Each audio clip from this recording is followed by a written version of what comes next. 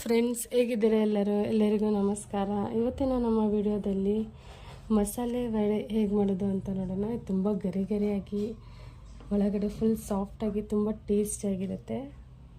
ಹೇಗೆ ಮಾಡೋದು ಅಂತ ನೋಡೋಣ. ಇದಕ್ಕೆ ನಾನು 1 ಗ್ಲಾಸಷ್ಟು ಕಡಲೆಬೇಳೆನ ನಾನು 4 ಗಂಟೆಗಳ ಕಾಲ ನೆನೆಸಿಟ್ಕೊಂಡಿದ್ದೀನಿ. ನೆನೆಸಿಬಿಟ್ಟು ಈ ಥರ ಸ್ಟ್ರೈನರ್ಗೆ ಹಾಕಿ ಸ್ಟ್ರೈನ್ ಮಾಡ್ಕೊಂಡಿದ್ದೀನಿ. ಈಗ ಮಿಕ್ಸಿ ಜಾರಿಗೆ ನಾವು ಸ್ವಲ್ಪ ಶುಂಠಿ ಹಾಗೂ 10 ಎಸಳು ಬೆಳ್ಳುಳ್ಳಿ, ಅರ್ಧ ಸ್ಪೂನಷ್ಟು ಸೋಂಪು, 4 ಹಸಿಮೆಣಸಿನ್ಕಾಯಿ, ಸ್ವಲ್ಪ ಚಕ್ಕೆ, 4 ಲವಂಗ ಇಷ್ಟನ್ನು ಹಾಕ್ಕೊಂಡು ಫಸ್ಟು ಪೇಸ್ಟ್ ಮಾಡ್ಕೊಳ್ಳೋಣ.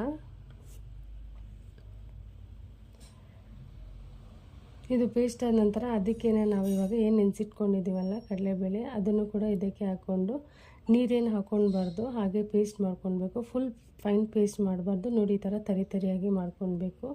ಇಷ್ಟಾದರೆ ಸಾಕು. ಈಗ ನಾನು ರುಬ್ಕೊಂಡಿರೋದನ್ನೆಲ್ಲ ನಾನು ಇವಾಗ ಒಂದು ಬೌಲ್ಗೆ ಟ್ರಾನ್ಸ್ಫರ್ ಮಾಡ್ಕೊಳ್ತಾ ಇದ್ದೀನಿ.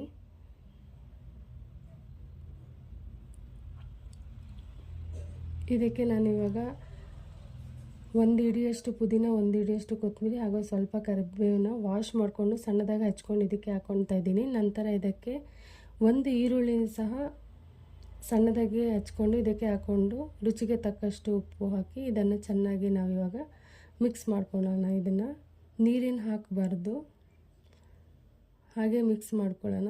ಅವಶ್ಯಕತೆ ಇದ್ದರೆ ಮಾತ್ರ ಸ್ವಲ್ಪ ನೀರು ಹಾಕ್ಕೊಳ್ಳಿ, ಇಲ್ಲಾಂದರೆ ಬೇಡ, ನನಗೆ ನೀರು ಇಡಿಸಿಲ್ಲ.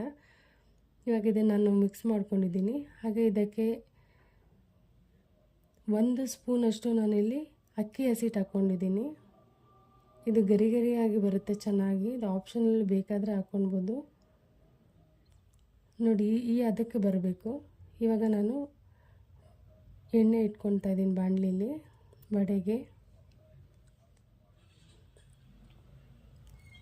ಎಣ್ಣೆ ಮೀಡಿಯಮಾಗಿ ಕಾದಿರಬೇಕು. ನೋಡಿ, ಈ ಥರ ಕೈಗೆ ಸ್ವಲ್ಪ ನೀರು ಹತ್ಕೊಂಡು ಒಂದು ಸಣ್ಣ ಉಂಡೆ ಮಾಡಿ ಈ ಥರ ತಟ್ಟಿ ಈ ಥರ ಎಣ್ಣೆಗೆ ಬಿಟ್ಕೊಳ್ಳೋಣ ನಾವು.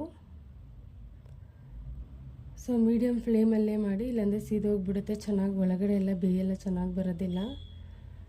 ಸೊ ಎಲ್ಲ ಒಂದೊಂದಾಗಿ ನಾನು ಎಲ್ಲನೂ ಸಣ್ಣದಾಗಿ ಇಲ್ಲಿ ಹಾಕ್ಕೊಳ್ತಾ ಇದ್ದೀನಿ. ವಡೆಗಳನ್ನ ಹಾಕ್ಕೊಂಡು ಮೀಡಿಯಮ್ ಫ್ಲೇಮಲ್ಲಿ ಈ 2 ಕಡೆ ನಾವು ಇದನ್ನು ಬೇಯಿಸ್ಕೊಳ್ಬೇಕು. ಇದೊಂಚೂರು ಗೋಲ್ಡನ್ ಬ್ರೌನ್ ಬರಬೇಕು, ಅಲ್ಲಿವರೆಗೂ ನಾವು ಇದನ್ನ ಬೇಯಿಸ್ಕೊಳ್ಳೋಣ. ನೋಡಿ, ಈ ಗೋಲ್ಡನ್ ಬ್ರೌನ್ ಬಂದಿದೆ. ಇವಾಗ ರೆಡಿಯಾಗಿದೆ. ಇದನ್ನ ನಾನು ಪ್ಲೇಟಿಗೆ ಶಿಫ್ಟ್ ಮಾಡ್ಕೊಳ್ತಾ ಇದ್ದೀನಿ.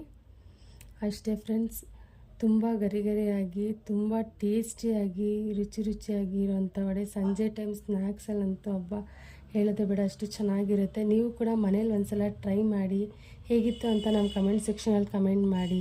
ಹಾಗೆ ಈ ವಿಡಿಯೋ ಇಷ್ಟ ಆದಲ್ಲಿ ನಮ್ಮ ಚಾನಲ್ನ ಲೈಕ್ ಮಾಡಿ, ಶೇರ್ ಮಾಡಿ, ಸಬ್ಸ್ಕ್ರೈಬ್ ಮಾಡೋದನ್ನು ಮಾತ್ರ ಮರಿಬೇಡಿ ಫ್ರೆಂಡ್ಸ್.